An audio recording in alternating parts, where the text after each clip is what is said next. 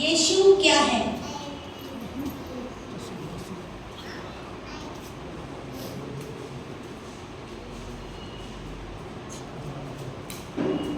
हमारा एक सहायक है। यस, यीशु सहायक है। बोलो यीशु द्वारे पिता के पास है। आमेन। यीशु जीवन की रोटी है। यस, आमेन। यीशु के बहुत सारे रूप हैं।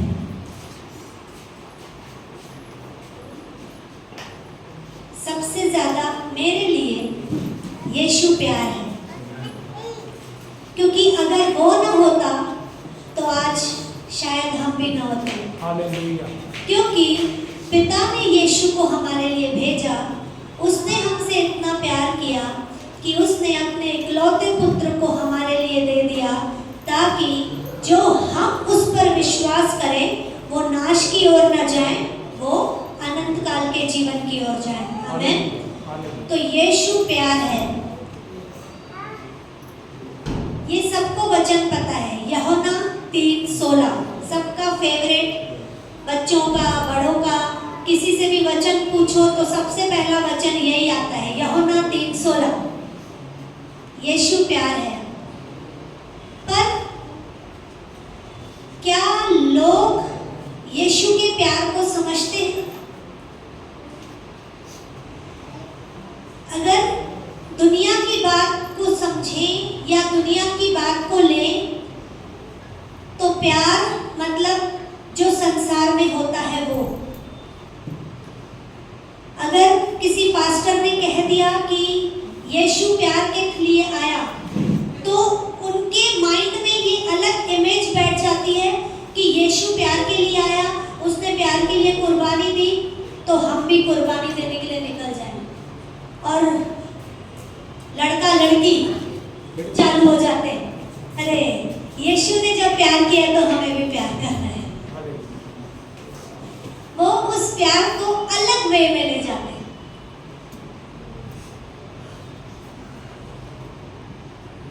एक मैंने किस्सा सुना कि एक पास्टर ने जब प्यार के बारे में बताया तो उसके चर्च के एक बंदे को सिग्नल मिल गया कि पास्टर ने अलाउ किया है प्यार करना है। वो सीधा अपने घर के बाजू वाले के पास गया और बोला कि मुझे पास्टर ने आज बताया है कि प्यार करना है, कि मैं तुझे बहुत टाइम से देखता हूँ, मुझे बहुत तू अच्छी लगती है। ये प्यार गलत है। यीशु ने ये वाला प्यार नहीं किया। यीशु ने हम सबसे प्यार किया। उसने सिर्फ एक बंदे से प्यार नहीं किया कि नहीं ये ही, नहीं, रॉन्ग। उसने पूरी जगत से प्यार किया। उसके लिए लड़का लड़की सब एक समान, हर एक जाति, हर एक धर्म उसके लिए कोई मायने नहीं रखता। उसके लिए मनुष्य मायने रखता है जिसने उस पर विश्वास किया। हालेलुया। जब आप परमेश्वर से प्यार करते हैं तो उसकी आज्ञाओं को मानते हैं। परमेश्वर की आज्ञा प्यार को दर्शाता है। विश्वास करना और विश्वासी होना अलग अलग है। विश्वासी आपको बहुत मिलेंगे, पर विश्वास योग्य बहुत कम मिलेंगे।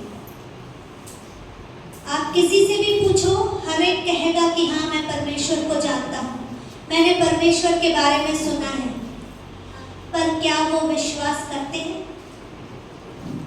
परमेश्वर के वचन में कहा गया है, हे प्रभु कहने वाले स्वर्ग के राज में नहीं जाएंगे। आज आप विश्वास करते हैं, परमेश्वर को जानते हैं, बहुत अच्छी बात है, पर उसके लिए अब आपको एक कदम उठाना बहुत जरूरी है। बैप्टिज्म लेना बहुत जरूरी है। क्योंकि जब आप बैप्टिज्म लोगे तो परमेश्वर का प्यार आपके अंदर दिखेगा। ये साइन है। जब हम अन्य जाति में थे तब हमें पता था कि वो गुरु बनाते हैं, और वो उनकी बातों को फॉलो करते हैं। गलत नहीं है।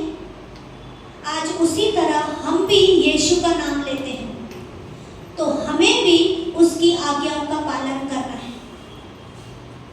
ये हमारा कर्तव्य है कि हम उसके कामों को पूरा करें, बैप्टिज्म लेकर यीशु की राह पर चलें। लोग कहते हैं ईसाई धर्म है, क्रिश्चियनिटी है, ओके, ये उनकी नजर है। मेरे लिए यीशु नाम है। लोग गुरु का नाम लेते हैं, मैंने यीशु का नाम लिया है।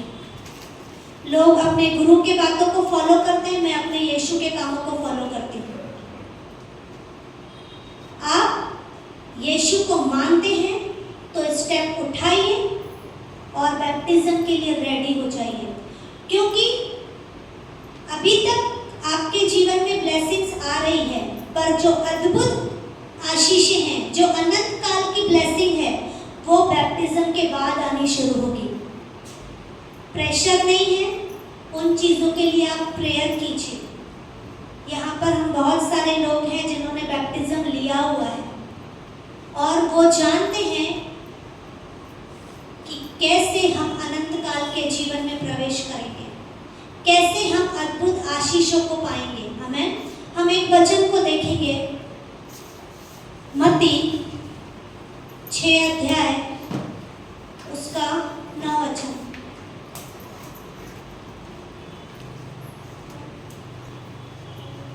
बहुत ही सिंपल, जो हर एक के लिए जरूरी है।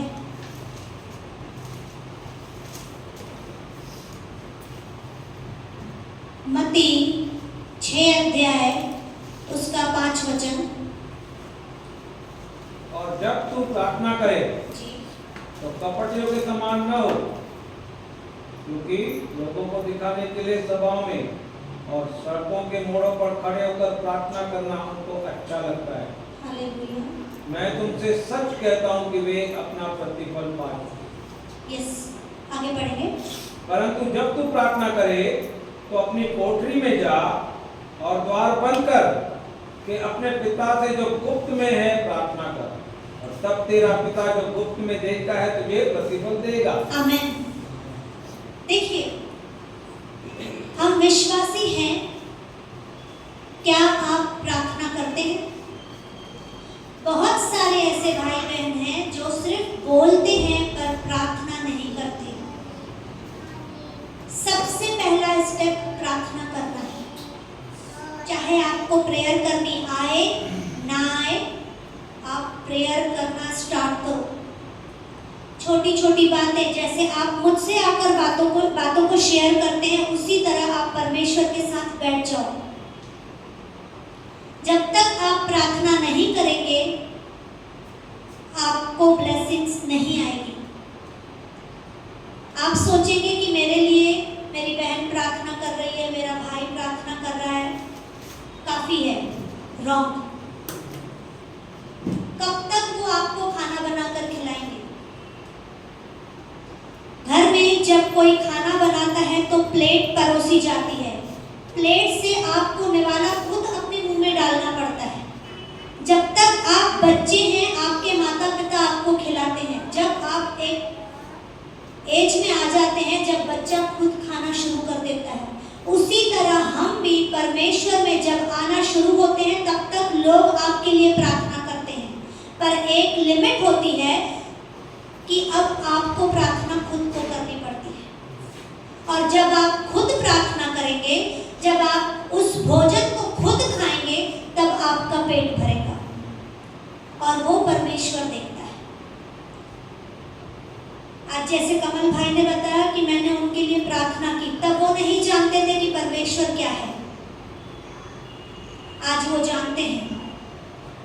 उस चीज को 2-3 महीने हो गए।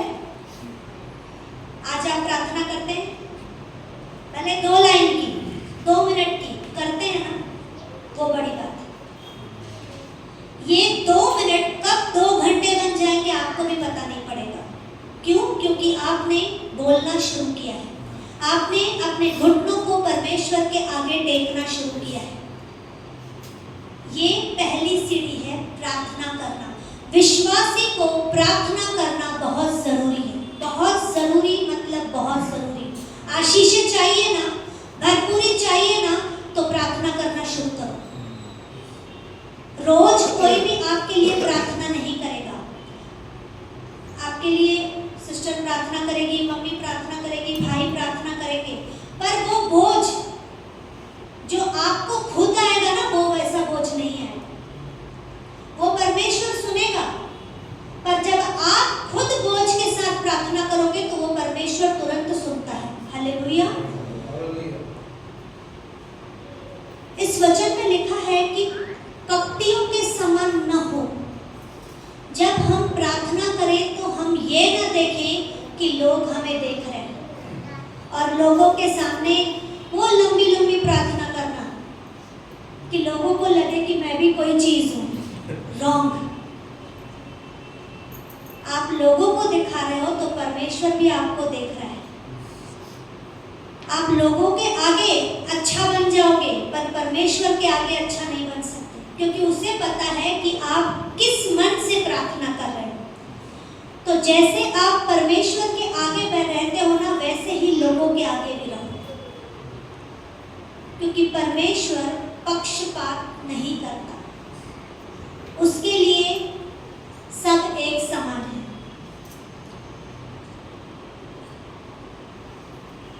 बर्तन देखा है?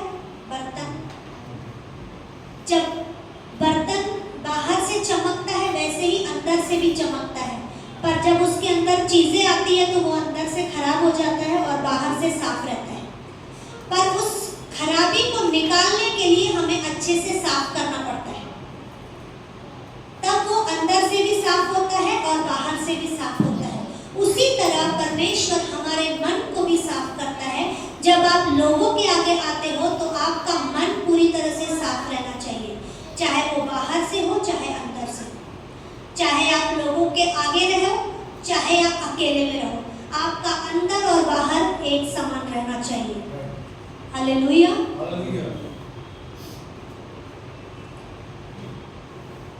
जब तू प्रार्थना करे तो अपनी कोठरी में जा और द्वार बंद करके अपने पिता से जो गुप्त में है प्रार्थना कर, तब तेरा पिता जो तुम्हें गुप्त में देखता है तुझे प्रतिफल देगा। आपको एकांत में रहकर प्रार्थना करना बहुत जरूरी है। आप सबका एक पर्सनल स्थान होना चाहिए प्रार्थना का, जिसमें आप निरंतर वेदी बनाओ। जब तक आपका वो स्थान नहीं होगा, आपकी परिस्थितियां पूरी तरह से बनेगी नहीं। चाहे आपके पास एक रूम है,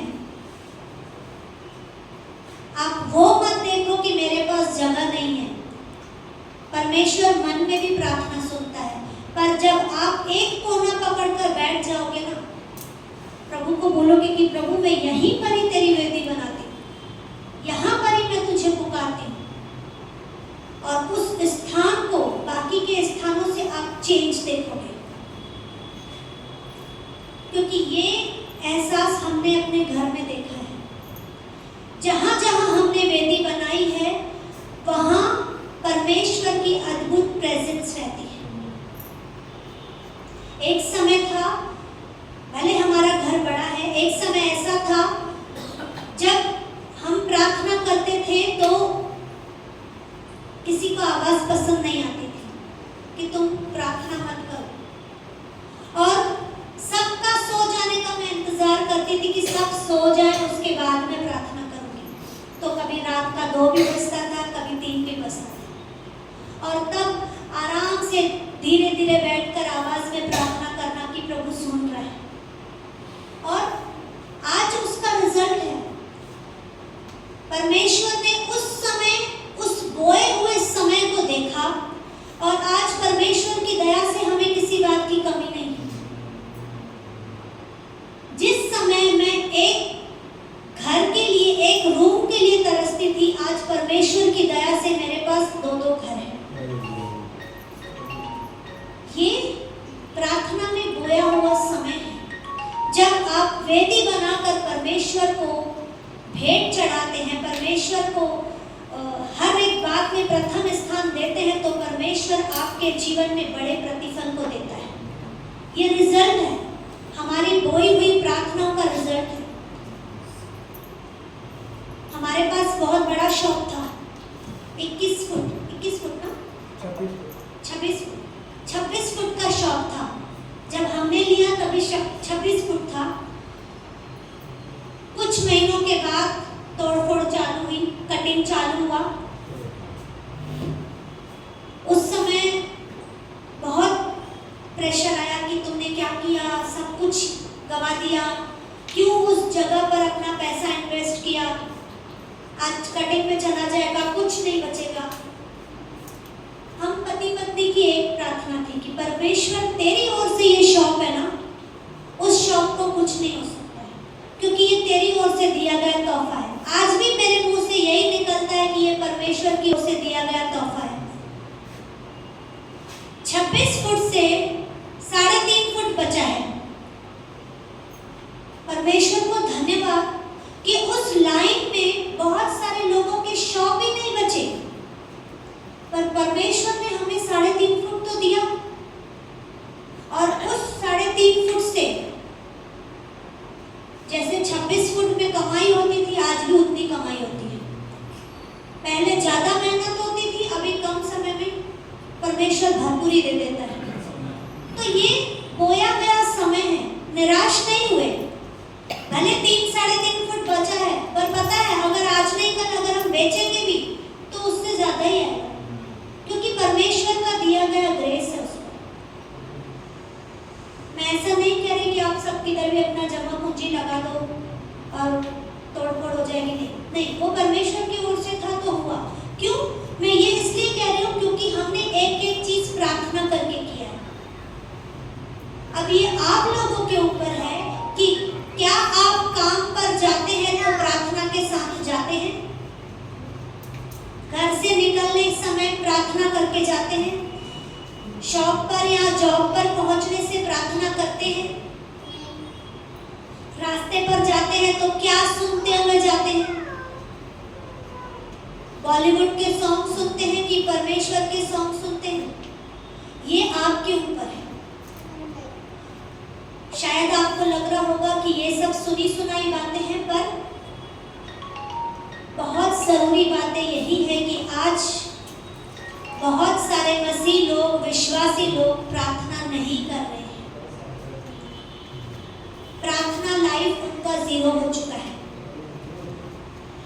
आपको ब्लेसिंग चाहिए, बड़ी बड़ी बातें चाहिए, और प्रार्थना 0। जब तक आप प्रार्थना नहीं करेंगे आपके जीवन में ब्लेसिंग्स नहीं आएगी। दूसरी बातें, दूसरे वचन दूर की बात है, आप स्टार्टिंग ही नहीं कर रहे हो, एक कदम ही नहीं उठा रहे हो तो कैसे होगा? आपको पता है कि शांति का राजकुमार परमेश्वर है। क्या आप घर में शांति रिलीज करते हो? जहाँ झगड़ा देखते हो वहाँ परमेश्वर की शांति का वचन रिलीज करते हो? नहीं, झगड़ा हुआ मस्त, अरे और भी ऐसा बोल, ऐसा और तुझे करना चाहिए, तू क्यों चुप करके सुन रही थी, तुझे भी ऐसा ऐसा बोलना चाहिए था। हम ऐसा करते हैं। क्या आपने उस भाई या बहन को उस समय समझाया कि नहीं तू गलत कर, तुझे चुप रहना चाहिए, परमेश्वर की शांति रिलीज कर? जब हमें वचन बहुत सारे पता है तो क्या हम उस वचन को लेकर चलते हैं? नहीं चलते, सिर्फ सुनते हैं। सुनना काफी नहीं है। बहुत समय हो गया, बहुत बड़े बड़े वचन सुन लिए, अब उसको फॉलो करना स्टार्ट करो। सोशल मीडिया हर कोई यूज करता है, सबके पास मोबाइल है, सब इंस्टाग्राम, फेसबुक, व्हाट्सएप सब यूज करते हैं। हर कोई किसी ना किसी को फॉलो करेगा, मेरे ये फॉलोवर बढ़ रहे हैं, मेरा ये व्यू बढ़ रहा है, इसमें सब कोई नंबर 1 पे है। पर क्या परमेश्वर की बातों को कोई फॉलो कर रहा है? पहला स्टेप में ही पीछे है, प्रार्थना करना ही 0 हो चुका है। आज आप खुद से पूछो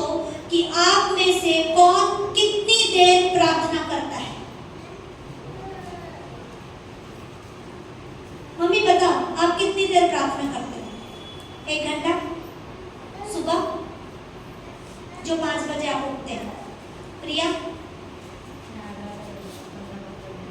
15-15 मिनट। ओके। प्रज्ञा 5 मिनट। हरिशंकर वो तो मैं उठता ही लगभग 1-1.5 घंटा बैठ जाता हूँ, पर हर खाना खाने से पहले मुझे तो बनता याद करता हूँ। ओके और एक चाय, नाश्ता, दोपहर का, रात का, और फिर रात को गुड नाइट की प्रार्थना कम करता हूँ। ओके दिन भर सवेरे दोपहर को कभी इतनी देर तक ठीक है। कितनी देर? 10-10 मिनट। 10-10 मिनट। भाई आप? मैं सर बताऊँ या हाँ ये 25 तारीख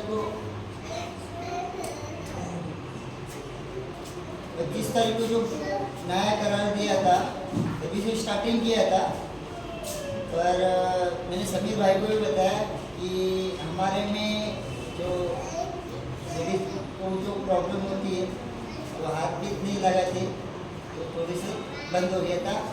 और बुक पढ़ने के बाद 10 मिनट हाँ, मतलब कभी प्रेयर कर रहे हो कभी नहीं कर रहे हो।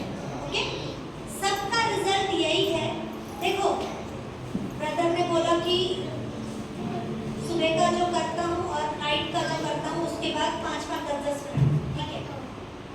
क्या सबने ये हिसाब लगाया है कि हम दिन का दशमांश परमेश्वर को दे रहे हैं, समय का दशमांश?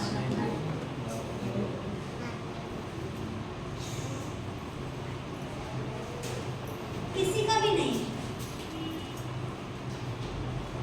मैं नहीं बोलूंगी कि आप पूरा का पूरा 2 घंटा 40 मिनट परमेश्वर के साथ एक साथ बैठ जाओ। नहीं बैठ पा रहे हो ना, कोई बात नहीं, 15-15 मिनट करके बैठो। वो समय का दशमांश देना जब आप शुरू कर देंगे ना, आपका जीवन बदल जाएगा, पूरी तरह से बदल जाएगा। देखो पैसे का दशमांश देना बात की बात है, पहले आप समय का दशमांश देना शुरू कर दो। जिस दिन आप समय का दशमांश देना शुरू कर दिए ना, पैसे का दशमांश हो या बाकी रुके हुए काम हो, आपके ऐसे ही पूरे होते जाएंगे, आपको भी पता नहीं पड़ेगा। करके देखो, ये शुरुआत करके देखो। बड़ी बड़ी बातें, बड़े बड़े वचन अच्छी बात है, पर शुरुआत समय के दशमांश से कर देखो, बोना शुरू करके देखो। मेरे लिए भी है, आप सबके लिए भी है। मुझे खुशी होती है कि मम्मी ने, और जब से हमारी जूम मीटिंग चालू हुई थी तब से मम्मी का सुबह का प्रेयर का टाइम 1 घंटा फिक्स हो गया। तो जब वो बुजुर्ग अवस्था में रहकर सुबह 1 घंटा दे सकते हैं, तो क्या हम सब नहीं दे सकते? जब अन्य जाति में थे तो नंगे पांव भागते थे, खाली किसी का फोन आए कि आज इधर कीर्तन है, दौड़ो। तो आज परमेश्वर के घर के लिए क्यों नहीं? क्यों वो बोझ नहीं है? मुझे दुख होता है कि किसी को परमेश्वर के समय की कदर नहीं है। बहुत कम लोग हैं जो परमेश्वर के उस समय की वैल्यू करते हैं। आप सबकी बात नहीं कर रही, बहुत लोग हैं, बहुत लोग। मैं परमेश्वर को धन्यवाद करती हूँ कि परमेश्वर हम सबों को बना रहा है। बहुत सारी बातें हमें और सीखनी है, बहुत कुछ करना है। जो हम कर रहे हैं वो काफी नहीं है।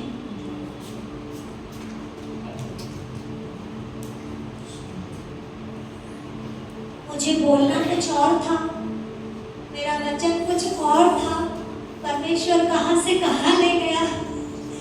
सारी बातों के लिए परमेश्वर को धन्यवाद, क्योंकि परमेश्वर जानता है कि उसके बच्चों को क्या चाहिए। आमीन। और मेरा परमेश्वर हम सबों से यही चाहता है कि हम सब समय का दशमांश पहले परमेश्वर को दें। बाकी बातें बाद में। आमीन। तो प्रभु आप सबको बहुत ऐसे आशीष करें।